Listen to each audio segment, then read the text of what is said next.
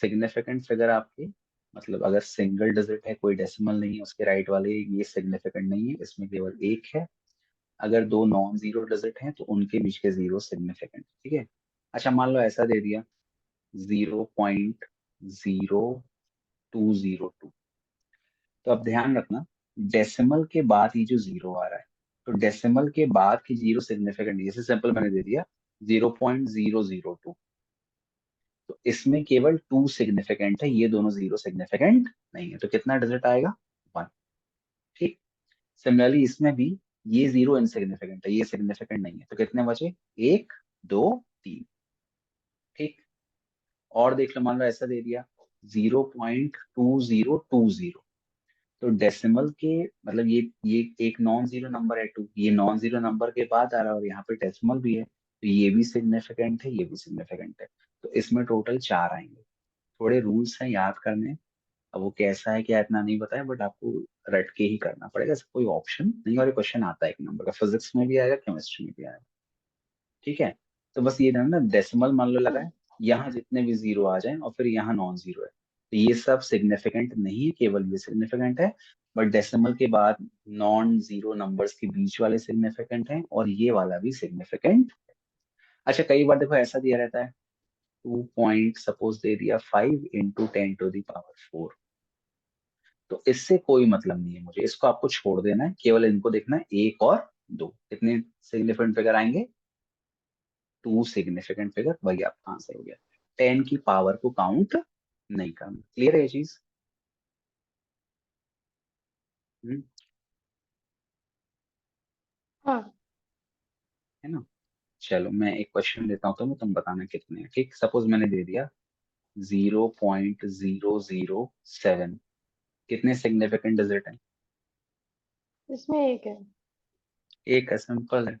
फिर मैंने suppose they दिया 6.032, इसमें कितने हैं? इसमें दो है। नहीं, अब देखो, नहीं। हाँ। हाँ तीन यहाँ होंगे, सुनो, तीन होंगे। नहीं नहीं नहीं सुनो, जैसे मैंने एग्जांपल अभी दिया था कि 0.002, तो इसमें केवल एक है ना, ये सब इनसिग्निफिकेंट है। बट यहाँ पे जो हाँ। जीरो है, ये नॉन जीरो नंबर है और ये भी नॉन जीरो है, तो ये जो जीरो लाई कर है, दोनों नॉन जीरो डिजिट के बीच लाई कर है ना, तो अगर जीरो कभी भी दो नॉन जीरो डिजिट के बीच लाई करता है तो उसको अपन सिग्निफिकेंट मानते हैं, तो फिर ये जीरो भी हो जाएगा, तो हाँ, टोटल एक, दो, तीन, चार। हाँ, जो जीरो है ठीक है। वो अगर दो नॉन जीरो डिजिट के बीच सिग्निफिकेंट है, ठीक है। और सपोज मैंने दे दिया 0.00021, इसमें कितने हैं? तीन। हाँ तीन, एक, दो, तीन, क्लियर है कंसेप्ट, है ना। हाँ। और अगर वही मैंने कहा, अगर मैंने दे दिया 2000, है ना, तो 2000 में कितने होंगे, केवल एक, ये सब एक। सिग्निफिकेंट नहीं। ठीक, नहीं। क्लियर है, चीज बन जाएगा। चलो अब इसके बाद अपन देख लेते हैं मोल हाँ। कंसेप्ट। ठीक। अब आपको पता है जो मोल होता है वो क्या दिखाता है, क्वांटिटी ऑफ सब्सटेंस डिनोट करता है, और नंबर ऑफ मोल किसके बराबर होता है, या आप अगर मैं कहूँ 1 मोल ऑफ पार्टिकल, तो क्या बोला गया, 1 मोल पार्टिकल में कितने सारे आपके एटम या मॉलिक्यूल होंगे, 6.022 टू टू। टू 10⁻²। टू। अगर एटम है तो एटम हो जाएगा, मॉलिक्यूल है तो मॉलिक्यूल हो जाएगा। और वॉल्यूम ऑफ गैस में इसको कितना कहा गया, 1 मोल में कितना गैस होगा वॉल्यूम का, मतलब 22.4 लीटर, क्या होगा, twenty two twenty two point point four four ठीक लीटर है। तो 1 मोल में कितने पार्टिकल होंगे, इतने पार्टिकल होंगे, और अगर वॉल्यूम के टर्म्स में बात करें तो 1 मोल मतलब इतना लीटर ऑफ गैस, ठीक है। और 1 मोल ऑफ सब्सटेंस का मास किसके बराबर होता है, वो बराबर होता है मोलर मास से, है ना। तो जैसे हम्म। मान लो क्वेश्चन एक आ गया कि सपोज कार्बन दिया, कार्बन का मास कितना होता है, 12 ग्राम, तो ये हाँ, जो 12 12 ग्राम। ग्राम है ये इक्वल टू 1 मोल है ना। तो ये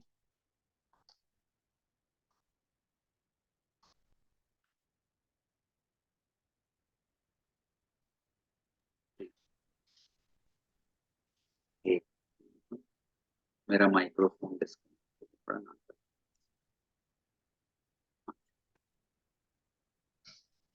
हाँ सुनो, मैंने क्या बोला, 1 मोल में कितने पार्टिकल होते हैं, इतने पार्टिकल होते हैं। तो अगर आप कार्बन का मास, मोलर मास लेते हो 12 ग्राम, तो ये 12 ग्राम कितने पार्टिकल का मास है? ये मास है 6.022 one. Into 10 to the power 23 atom of carbon, इसका मास है ये, ध्यान रखना। तो एक एटम का मास कितना हो जाएगा? एक एटम का मास हो जाएगा 12/6.022 इंटू 10 to the power 23। तो जो भी आपका जो नंबर दिया है मोल का, वो एक्चुअली 1 मोल ऑफ सब्सटेंस का मास है। और 1 मोल ऑफ सब्सटेंस की अगर मास की बात करें तो वो मोलर मास के बराबर है। ठीक है। दो यूनिट आपने पढ़ी है, एक होती है तो ग्राम हो गया, और एक होता है एटॉमिक मास यूनिट, जिसको अपन यू से दिखाते हैं। एटॉमिक मास यूनिट एक मतलब एक एटम का मास है ना। और ये जो ग्राम है ये मोलर मास यूनिट है, मतलब 1 मोल ऑफ सब्सटेंस। ठीक, क्लियर है ये चीज ना। अब देखो, अब मोल के 4 फॉर्मूले अगर आप याद कर लो तो आपसे मोल बन जाएगा। पहला फॉर्मूला क्या है? Number of mole is equal to mass given upon molar mass. ये फॉर्मूला कब लगाना है? जब आपको मास गिवन हो और आपको नंबर ऑफ मोल निकालनी हो। सिंपल क्वेश्चन, किसी ने पूछ लिया what is the number of mole in 24 gram of carbon, तो आपको पता है मास गिवन कितना हो गया 24, मोलर मास कितना है 12। टू। 12 वन जा 2 जा, मोल आ गया 2 मोल। तो पहला फॉर्मूला ये हो गया। या फिर ऐसा दे दे कि नंबर ऑफ मोल दे दे और बोले उसका मास निकालो, कि भाई 4 मोल कार्बन का मास कितना है, बताओ 4 मोल का मास कितना आएगा? 4 मोल ऑफ कार्बन का मास। नंबर ऑफ मोल 4 दे दिया, तो कितना मास आएगा कार्बन का?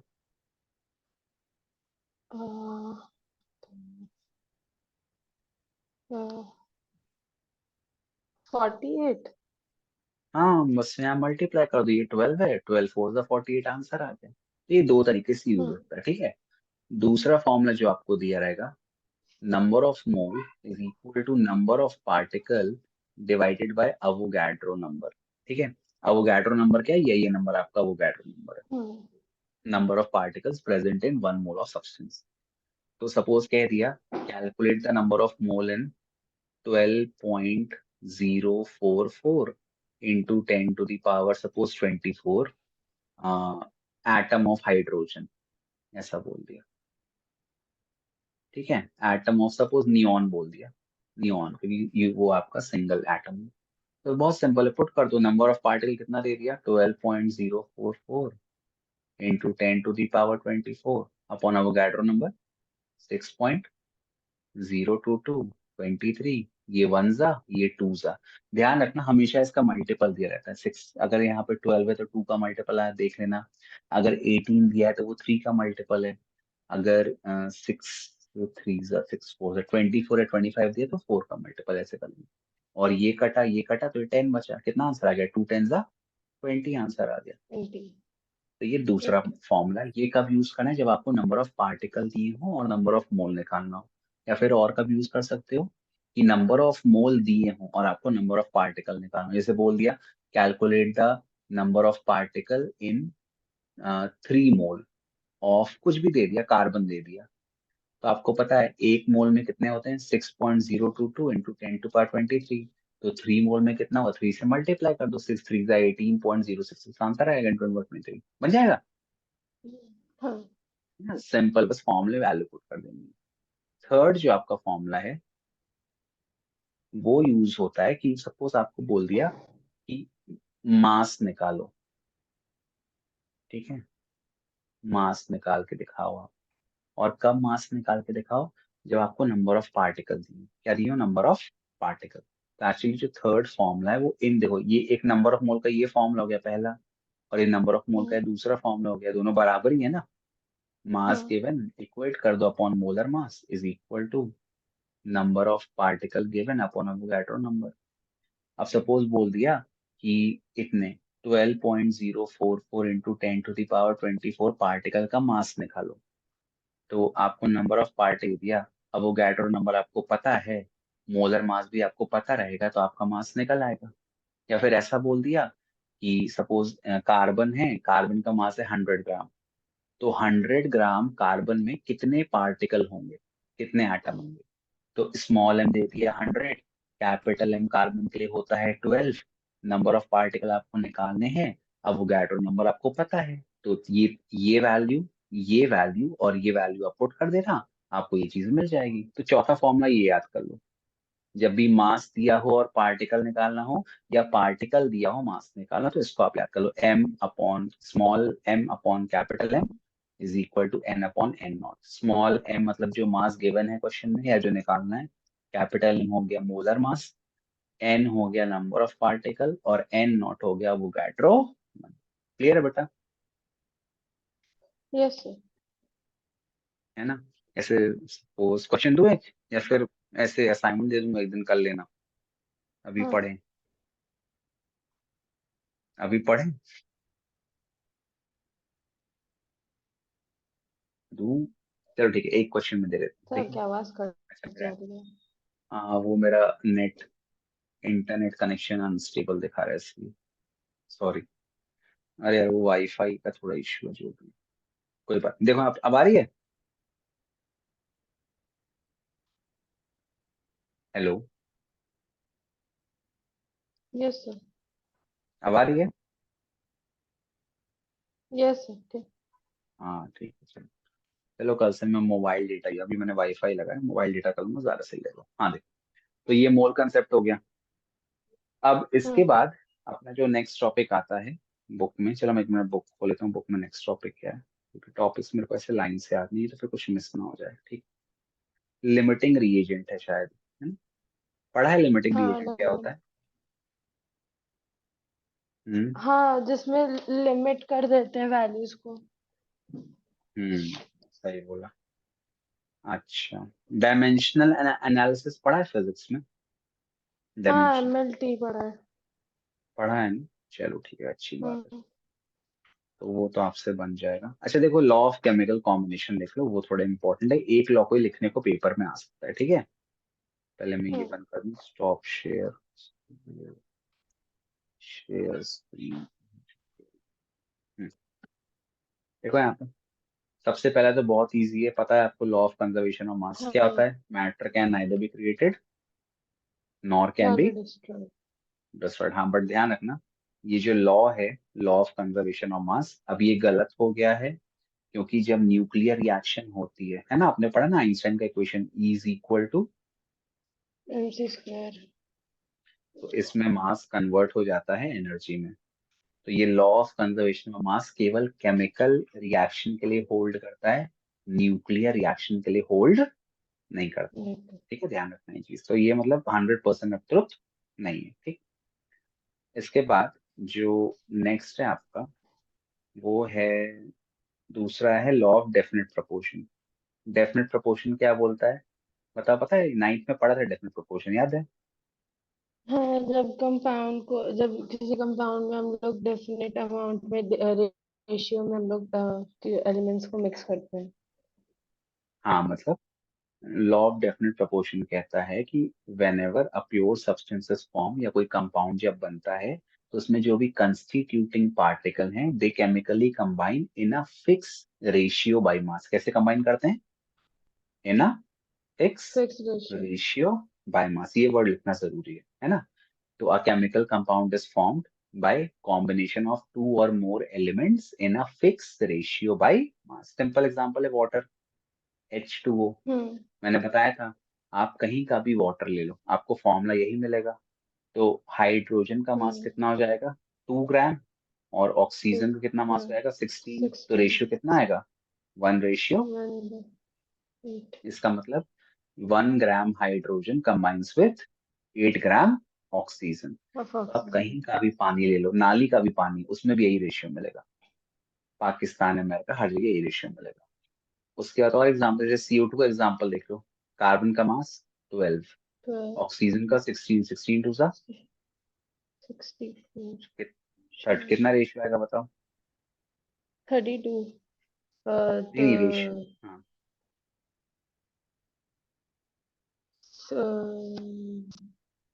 4 से डिवाइड करो।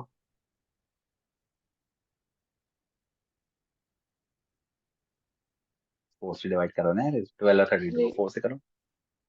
3 रेशियो 3:7। 4 8 सा 32 यार। हम्म। तो कितना रेशियो आएगा? 3:8। तो मतलब इसका 3 gram carbon combines with 8 gram oxygen. हमेशा यही रेशियो, ना इससे कम ना इससे ज्यादा, ठीक है? देखो यहाँ पे नेक्स्ट है लॉ ऑफ मल्टीपल प्रोपोर्शन। ठीक, देखो लॉ ऑफ मल्टीपल प्रोपोर्शन में क्या होता है कि जब दो एलिमेंट मिलते हैं दो अलग कंपाउंड बनाने के लिए, जैसे हाइड्रोजन मिला, किससे मिला हाइड्रोजन, हाइड्रोजन मिला ऑक्सीजन से। ठीक, तो एक बार बन गया पानी, क्या है पानी का फॉर्मूला H2O। H2. और फिर हाइड्रोजन मिला, किससे मिला, ऑक्सीजन से, और क्या बन गया, हाइड्रोजन पर ऑक्साइड, क्या फॉर्मूला होता है H2O। Okay. ठीक, तो अब इसमें ध्यान रखना, इसमें जो हाइड्रोजन, देखो यहाँ पे हाइड्रोजन के दो एटम है, यहाँ भी है यहाँ भी है, और यहाँ पे ऑक्सीजन का एक एटम है, यहाँ ऑक्सीजन कितने एटम है, दो एटम, है ना। दो. तो ये क्या बोलता है लॉ ऑफ, अपन पढ़ रहे हैं मल्टीपल प्रोपोर्शन, कि जब एक एलिमेंट कंबाइन करता है किसी दूसरे एलिमेंट के फिक्स मास से, जैसे यहाँ पे हाइड्रोजन में दोनों जगह दो एलिमेंट दो एटम है, तो हाइड्रोजन फिक्स है ऑक्सीजन फिक्स नहीं है। तो when an element or atom combines with another fixed mass of a certain atom to form two or more compound, तो इनका जो रेशियो होता है, ये जो कंबाइनिंग हो रही है, ये रेशियो क्या होता है, दे बियर अ सिंपल रेशियो। अब यहाँ पे ये जो ऑक्सीजन है और ये जो ऑक्सीजन, इसका रेशियो कितना आ गया, सिंपल है 1:2। तो जब एक आपका एलिमेंट किसी दूसरे एलिमेंट के फिक्स मास, देखना दिया भी है ना, लॉ ऑफ डेफिनेट, ये मल्टीपल को ज्यादा इजी, वही चीज दी है कि here the masses of oxygen 16:32 which combined with a fixed mass of hydrogen bear a simple ratio। तो एक वही रेशियो आएगा 1:2, है ना। तो वही चीज दिए, ऑक्सीजन किस रेशियो में आपस में कंबाइन करेगा, 1:2। तो डेफिनेशन ये दिए, if two element combine to form two और more compound, the weight of one of the element which combines with a fixed weight of the other in these compound bears simple whole number ratio by, मतलब इन दोनों के, मतलब ये oxygen और ये, इनका जो वेट का रेशियो होगा वो क्या होगा, सिंपल होल नंबर रेशियो। तो आप मास से भी कर सकते हो, मास से कितना आएगा 16:32, इसमें दो एटम है तो 16 1 जा 16 2 जा 1:2 आ गया। और अगर आप नंबर ऑफ एटम से करोगे तब भी इसका एक एटम है ऑक्सीजन का वाटर में, और यहाँ पर तो वही रेशियो आएगा 1:2।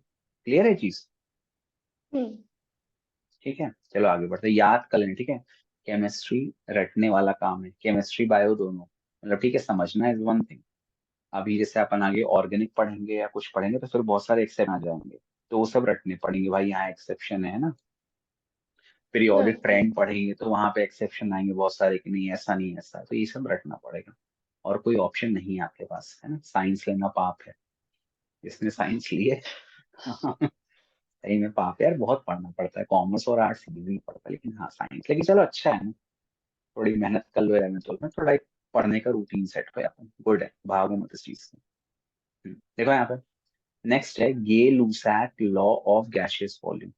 अब ये गैस साफ साफ यहाँ पे दिया गैसियस, तो इसने बोला कि जब भी गैसेस कंबाइन करती हैं अपने साथ, अरे यार एक मिनट, हेलो, आवाज आ रही है। Yes sir. हाँ वो इंटरनेट कनेक्शन अनस्टेबल दिखा रहा था, हाँ। तो इसने सिंपल कहा कि जब भी गैसेस कंबाइन करती हैं टू फॉर्म, या दो गैसेस कंबाइन करती टू फॉर्म अ प्रोडक्ट, तो ये हमेशा सिंपल होल नंबर रेशियो में कंबाइन करते हैं, ठीक है। हाँ. खुद के साथ भी और प्रोडक्ट के साथ भी, जैसे यहाँ पे H2 + Cl2 will give 2HCl। तो जब सामने कुछ नहीं है तो अपन वन मानेंगे, मतलब इसका 1 मोल, इसका भी 1 मोल, और यहाँ टू लग गया, इसका कितने मोल हो गए, 2 मोल, तो कितना रेशियो आया, 1:1:2।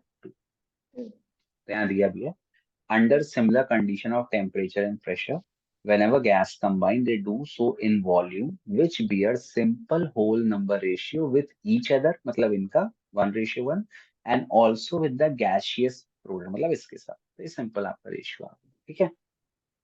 अभी और एग्जांपल दी, इसको एक एग्जांपल याद कर लो। अच्छा एक चीज ध्यान रखना, अगर डेफिनेशन आती है तो बिना पूछे एग्जांपल लिखना है, एग्जांपल नहीं लिखोगे तो पूरे नंबर नहीं मिलेगा, समझ गए। ठीक है. हम्म. हाँ, उसका देखो नेक्स्ट है अवोगाड्रो लॉ, बहुत सिंपल लॉ है। अवोगाड्रो ने ये कहा कि under similar condition of temperature and pressure, अगर मैं टेम्परेचर और प्रेशर को सेम रखता हूँ एक गिवन सराउंडिंग या एनवायरमेंट में, तो equal volume of all gases contain equal number of मोल। कहने का मतलब, जैसे ये मेरा कमरा है, मेरे कमरे का टेम्परेचर सपोज है 24 डिग्री सेल्सियस, और प्रेशर तो through out same, atmospheric pressure के बराबर 1 atm हाँ है ना। तो अंडर, अब इसमें मान लो कई सारी गैसेस है, मान लो ऑक्सीजन है, मान लो हाइड्रोजन है, मेरे कमरे में नाइट्रोजन भी होगी। हाँ, मैंने क्या बोला था कि जो गैस होती है उसका वॉल्यूम कितना होता है, equal to volume of the room. तो सबका वॉल्यूम भी इक्वल है मेरे रूम के बराबर, तो सब में इक्वल नंबर ऑफ मोल या इक्वल नंबर ऑफ पार्टिकल होंगे। और फिर उसी से कंक्लूजन पे आया गया कि अगर मैं 22.4 लीटर ऑफ गैस लेता हूँ तो उसमें कितने पार्टिकल होंगे, equal to 1 mole, that is six कौन point C. Zero two two into 10 to the power 20। तो क्या है, अब गैट कि under STP, standard temperature and pressure, equal volume of all gases contain equal number of mole या particle।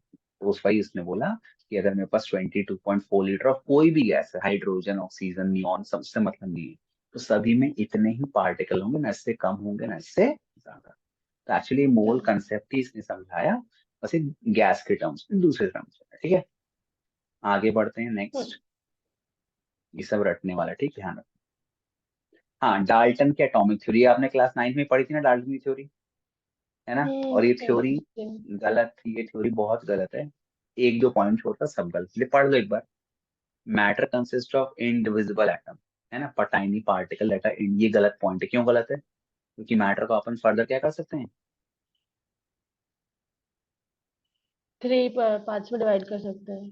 हाँ, जिसको अपन सब एटॉमिक पार्टिकल कहते हैं, इलेक्ट्रॉन, प्रोटॉन एंड हाँ न्यूट्रॉन। ठीक है, और न्यूट्रॉन। उसके बाद all the atoms of a given element have identical property including identical mass. ये भी गलत है। क्यों गलत हो गया था ये, आइसोबार्स के लिए। आइसोबार्स के लिए। हाँ, मास सेम है ना, आइसोबार। एग्जाम्पल किसका है आइसोबार का, आर्गन और कैल्शियम। इसका मास 40, इसका भी मास हाँ 40, इसका एटॉमिक नंबर 18, इसका एटॉमिक नंबर 20। ठीक है, फिर कंपाउंड्स आर हाँ formed when atoms of different element combine, ये सही है, this is right. Chemical reaction involve reorganization, ये भी सही है, बिल्कुल सही है। दे आर नाइदर क्रिएटेड और डिस्ट्रॉयड इन, हाँ, लेकिन ये गलत। अब जो न्यूक्लियर रिएक्शन होती है तो हाँ उसमें अपन मैटर को ये या एटम को डिस्ट्रॉय कर सकते हैं। ठीक है, न्यूक्लियर रिएक्शंस में गलत कर रहे हैं। इसने एक चीज और बोली थी कि जितने भी एटम हैं उनका मास, मतलब अगर एक ही एलिमेंट का एटम है, जैसे मैंने कहा हाइड्रोजन, तो हाइड्रोजन के जितने भी एटम है उसका मास सेम रहेगा। गलत हो गया था, क्यों, हाइड्रोजन के 3 आइसोटोप होते हैं, 1H1, 1H2 और 1H3, 2 प्रोटियम, 3। ड्यूटीरियम और ट्राइटियम। तो इसने ये कहा,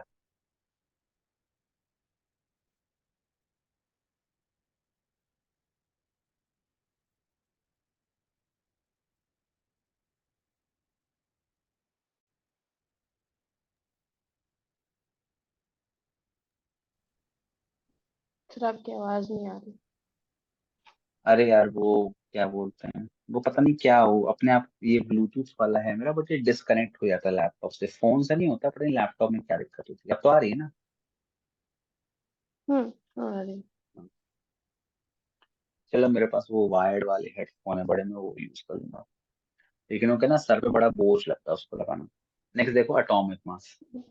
अब एटॉमिक मास क्या है, मास ऑफ वन एटम कैसे निकाला गया, atomic mass is equal to 1/12 of the mass of one atom of carbon 12। क्या डेफिनेशन है, atomic mass unit is defined as 1/12 of the mass of one atom of carbon 12। क्योंकि उस समय hydrogen की खोज नहीं हुई थी, कार्बन की हो गई थी।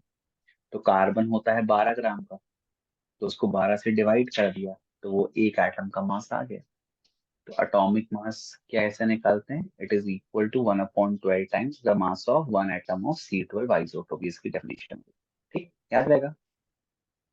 हाँ ठीक है, एवरेज एटॉमिक मास कब निकालते हैं बताओ, ये क्लास 9 में था क्वेश्चन केमिस्ट्री में, एवरेज एटॉमिक मास वाला, क्लोरीन आइसोटोप का। क्या होता है आपको पता है कि कोई भी एटम प्योर नहीं है, उसमें आइसोटोप होते हैं, क्लोरीन है, तो उसका एक आइसोटोप है Cl35 और एक आइसोटोप है Cl37। अब जो थर्टी। क्लोरीन का एक सिंगल एटम है उसमें कुछ परसेंटेज 35 वाला आइसोटोप है और बाकी में 37 वाला आइसोटोप है, तो ये दोनों से मिलके बना है। तो अब उसका जो मास आएगा, इन दोनों के मासेस का एज निकाल के आएगा, उसी को अपन एवरेज एटॉमिक मास कहते हैं, है ना। याद है ना, क्लास उसमें पढ़ा था, 9th में, है ना। हाँ। इसे मैं करके हाँ। दिखा रहता हूँ, ठीक है, रुको एक मिनट, एक मिनट, stop। एक क्वेश्चन कर लो तो ना, मैं बता देता हूँ तो थोड़ा याद आ जाए। जैसे सिंपल क्लोरीन का ही ले लो। जैसे क्लोरीन मान लो दो आइसोटोप में, Cl35 और दूसरा है Cl37। इसका परसेंटेज मान लो 75 है, इसका परसेंटेज मान लो 25 है। मेरे को एग्जैक्टली याद नहीं है अभी, मैं से रफ वैल्यू लिख रहा हूँ, ठीक है। तो कैसे निकालते कैसे हैं, जो हम्म। भी परसेंटेज पता है निकालते कैसे हैं? याद नहीं है मेरे को। हाँ ठीक है, क्वेश्चन बहुत इजी है। ये दो आइसोटोप दे देगा, उनके मास दे देगा और उनका परसेंटेज दे देगा, बोल देगा एवरेज एटॉमिक मास निकालो। तो कैसे करना है, जो भी परसेंट, कितना ये पे दिया है, 75% दिया है, मतलब 75/100 हम्म। Multiply by 35। इसका जो भी परसेंट है उसको मास से मल्टीप्लाई कर दो।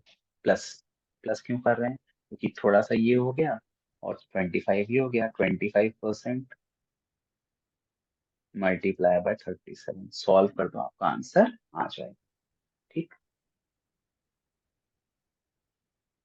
हम्म। तो जो भी आइसोटोप दिए हैं, उसका मास ले लो, परसेंटेज से मल्टीप्लाई कर दो, दूसरे का ले लो मास, उसको परसेंटेज से मल्टीप्लाई कर दो, दोनों को ऐड कर दो, आपका आंसर आ जाएगा। क्लियर है चीज। हाँ। चलो अपन, जब मैं एनसीईआरटी वाले क्वेश्चन करना एक बार में ट्राई करना, उसमें है ये सब क्वेश्चन, समझ में आ जाए, ठीक है। ठीक। नेक्स्ट टॉपिक क्या है, नेक्स्ट आ गया molecular mass, mass of a molecule, है ना। मॉलिक्यूलर मास कैसे निकालते हैं पता है।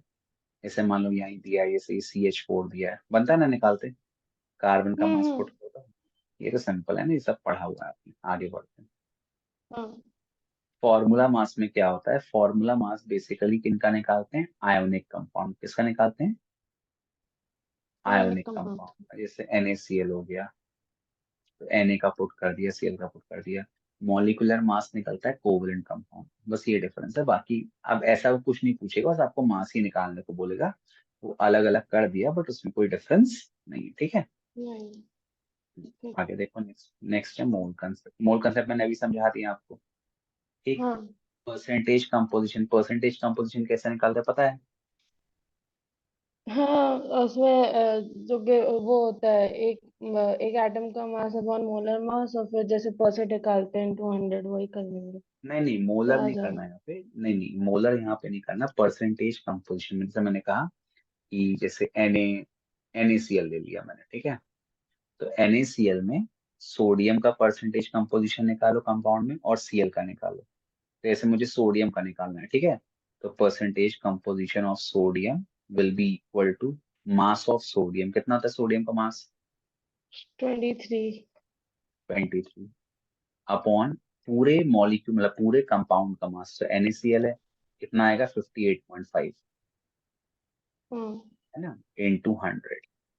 तो ये सोडियम का परसेंटेज आ जाएगा, ठीक। और जब मुझे क्लोरीन का निकालना है, अब इसके दो तरीके हैं, या तो तुम सॉल्व करके निकालो, या तो आपको पता है कि कोई भी चीज 100% होती है। जैसे सपोज ये 40% आई, जैसे सपोज अगर ये 40 है तो क्लोरीन कितना हो जाएगा, 60। 60 हो जाएगा, हाँ, क्योंकि दो चीज से मिलके बना है ना। तो अगर पहला हम्म। 40 है दूसरा 60 आएगा, तो उसमें सॉल्व करने की जरूरत नहीं है। हाँ, नहीं। अगर दो से ज्यादा, जैसे मान लो ग्लूकोज दे दिया, क्या है ग्लूकोज, C6। H12O6।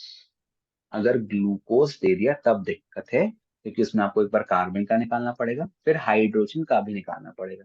हाँ, फिर ये है ऑक्सीजन का मत निकालो, इन दोनों को ऐड कर दो, इसका परसेंटेज 100 से माइनस कर दो, क्योंकि अब तीन चीजों से हम्म। मिलकर बन रहे हैं। तो दो आपको पता है, मान लीजिए ये आ गया 20%, 20, सपोज ये आ गया 40%, ये आ गया 10%, तो 40 + 10 कितना हो गया, 50% हो गया। 50। तो ऑक्सीजन कितना हो गया, 50 हो गया। हाँ, बस मैं एग्जाम्पल दे रहा हूँ, ऐसा सच में नहीं कि वहां लिख के आ जाओ, हाँ ध्यान हाँ। रखना।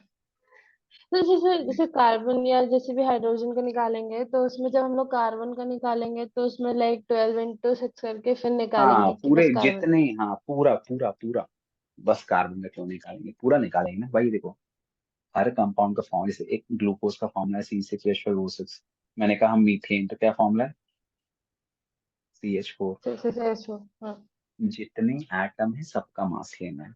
अगर केवल इसका लोगी तो हर बार तो आंसर सेम ही आएगा ना, 12 भी 12 रखोगे हर बार। पूरे एटम का लेना है, तो इसमें कितना लोगी, 12 × 6 = 72 अपॉन ग्लूकोज का पूरा मास इंटू 100। इसमें केवल कितना लोगी, ठीक 12 लोगी, क्योंकि एक एटम है, ठीक है। पूरा लेना है, जितने भी एटम प्रेजेंट है सबका मास करना है, ठीक, बन जाएगा। ठीक। हाँ। चलो नेक्स्ट। तुम्हारा स्कूल कितने बजे रहता है सुबह, मेरा 8 बजे से 2 बजे तक, लाइक 1 बजे तक रहता है, 2 बजे तक मैं आती हूँ। मतलब 8 बजे स्कूल पहुंच जाती हो ना।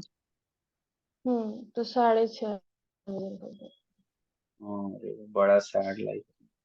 चलो कोई बात नहीं। अब क्या ही हैं। करोगे आप। कहीं- हाँ नेक्स्ट आ गया एम्पेरिकल फॉर्मूला। अब सुन लो एम्पेरिकल फॉर्मूला क्या होता है, जैसे मैंने कहा ग्लूकोज, एक मिनट, हाँ ये क्लियर ऑल कहाँ से होता था यार, मैं भूल जाता हूँ जूम चलाना, यहीं से नहीं होता ना क्लियर ऑल, नहीं एनोट में जाके यहाँ, हाँ क्लियर, हाँ क्लियर ऑल, हाँ देखो नेक्स्ट आ गया एम्पेरिकल फॉर्मूला। जैसे मैंने कहा ग्लूकोज, क्या फॉर्मूला ग्लूकोज का, H12O6। C6H12O6। एम्पेरिकल फॉर्मूला मतलब उसका स्केलेटल फॉर्मूला। एम्पेरिकल फॉर्मूला में जो भी कंस्टिट्यूटिंग एलिमेंट या एटम दिए हैं, कार्बन के कितने एटम है, 6, हाइड्रोजन के 12, 12। ऑक्सीजन के छः। 6। तो इनका अपन सिंपलेस्ट रेशियो लेते हैं और फिर फॉर्मूला बनाते हैं। तो कितना आएगा सिंपलेस्ट रेशियो, बताओ, 6 12 6 का 1:2 सिंपल टू रेशियो। 1। हाँ 1:2 2:1। अच्छा यहाँ दिया भी है ना, अच्छी बात, गुड। तो 1:2 2:1 आएगा। तो क्या हो जाएगा फॉर्मूला, CH2O। ये कार्बन था, ये हाइड्रोजन था, ये ऑक्सीजन था। तो ये है एम्पेरिकल फॉर्मूला, ठीक है। अब देखो निकालना कैसे है, इसको मैं बता देता हूँ तुमको, एक मिनट। फिजिक्स का पेपर कब है बेटा, 17 को, 70। और ये केमिस्ट्री का, केमिस्ट्री का 22 समथिंग था, 1 मिनट। केमिस्ट्री का है, चलो ठीक है बता देना आप, बस पूछ रहा हूँ। तो फिजिक्स में केमिस्ट्री का कौन कौन से, 19 को है। 19 को है। फिजिक्स में कौन कौन से चैप्टर आ रहे हैं, फर्स्ट सेकेंड। फर्स्ट वो जो मतलब वो यूनिट डायमेंशन का, ये फर्स्ट चैप्टर, इसमें थ्योरी थ्योरी यूनिट्स दिया एंड है। मेजर। हाँ यूनिट नहीं, मेजरमेंट यूनिट्स पे। एंड मेजर्स और मोशन इन स्ट्रेट लाइन। हाँ, स्ट्रेट लाइन। ठीक है चलो, तो फिजिक्स भी ना पढ़ लेते हैं, ठीक है आज फिजिक्स। एम्पेरिकल फॉर्मूला देख लो। एम्पेरिकल फॉर्मूला में क्या होगा, इससे मान लो दे दिया दो एटम, मान लो एक दे दिया आयरन, एक दे दिया ऑक्सीजन, ठीक। फिर इनका परसेंटेज दे दिया, मान लो कोई कंपाउंड है, आयरन का कोई ऑक्साइड है, उसमें आयरन का परसेंटेज मान लो 60% है, जस्ट सपोज ऐसा दे दिया, और ऑक्सीजन का परसेंटेज कितना हो गया, 40% हो गया। 40%। फिर बोलेगा कि इसका एम्पेरिकल फॉर्मूला निकालो। तो सबसे पहले आप एक टेबल बना लेना, सबसे ऊपर वाले कॉलम में यहाँ पे आ जाएगा एलिमेंट, टेबल वहां बना के सॉल्व करना, नहीं तो आपके टीचर नंबर काट लेंगे। एक आ गया Fe, एक आ गया ठीक O। फिर यहाँ लिख देना परसेंटेज बाई मास, है ना, ये कितना दिया है, इसका दिया है 60, इसका दिया है 40, ठीक। फिर यहाँ पे लिख देना इनके मास, मोलर मास या टॉन मास जो भी। आयरन का कितना होता है मास, 56। है। हाँ, 56। शौकती विकर्मन फेंको निकुंजन फेंको 26 सुन, हाँ इतना ही समथिंग, 55 पॉइंट समथिंग हो जाए, इतना ही था। एक मिनट, हाँ हेलो, हेलो। हाँ हम्म। रुको मैं करता हूँ, ठीक है, ऑनलाइन पढ़ा रहा हूँ थोड़े बच्चे को, चलो। मैं करता हूँ, ठीक है। हम्म, क्या बोल रहा था मैं? हम्म फिर मास ऑक्सीजन का मास कितना होता है? 16 होता है। 16। हाँ, इसके स्टेप्स मेन आपको याद रखने हैं। इसके बाद आपको फाइंड करना है कि कितने एटम हैं। वो कैसे निकालते हैं अपन? जो भी परसेंटेज दिया है उसको डिवाइड हाँ, कर दो गिवन मास से। मास ऑफ हाँ, बस ये स्टेप है सिंपली याद करना। तो सपोज कुछ भी आया, मान लो एग्जैक्टली, तो यहाँ 6 6 2 30, 16 2 तो ये 2 पॉइंट समथिंग आ जाएगा। 80, 16 5 80, और ये कितना आएगा? 56 1 40, 40, तो जीरो आ गया। 400, सपोज 6 आ गया, मान लो इतना आ गया। फिर क्या करना है? अब इसको सिंपल रेशियो निकालना है। सिंपल रेशियो कैसे निकालना है? जो छोटी वैल्यू है उससे इन दोनों को डिवाइड कर देना है। तो ये हो जाएगा 1.06 अपॉन 1.06, ये तो 1 ही आ जाएगा। और ये हो जाएगा 2.5 अपॉन 1.06। तो सपोज इसको अपन डिवाइड करें, बट देखो डिवाइड करने का इशू है, ये क्वेश्चन मैंने बस अपने मन से बनाया है इसलिए आंसर एग्जैक्ट नहीं आ रहा। इसको सपोज आपने डिवाइड किया तो सपोज ये आ गया 2.5, जैसे सपोज 2.5 मान लीजिए सपोज, ठीक है। अब ठीक। ये 1 हो गया, ये 2.5 हो गया। लाइक इस टू पॉइंट होल फाइव को सिंपल होल में आएगा तो उससे बन जाएगा। हाँ, अब ये 2.5 हो गया तो ये हो गया 25/10। 25/10 मतलब 5 से काटो। 5 5 5 2 तो कितना आ गया? 5/2। हम्म। अब इसको सिंपल करना है तो दोनों को 2 से हाँ। मल्टीप्लाई कर दो। तो 1 2 कितना आ जाएगा? 2, और ये आ हम्म। जाएगा 5। तो एफ का हो गया 2 और ओ का हो गया 5। तो ये होता है एम्पेरिकल हम्म। फॉर्मूला। बस स्टेप देख लो, पहले परसेंटेज लिख लो, फिर मास लिख लो, फिर नंबर ऑफ एटम निकालने, रिलेटिव नंबर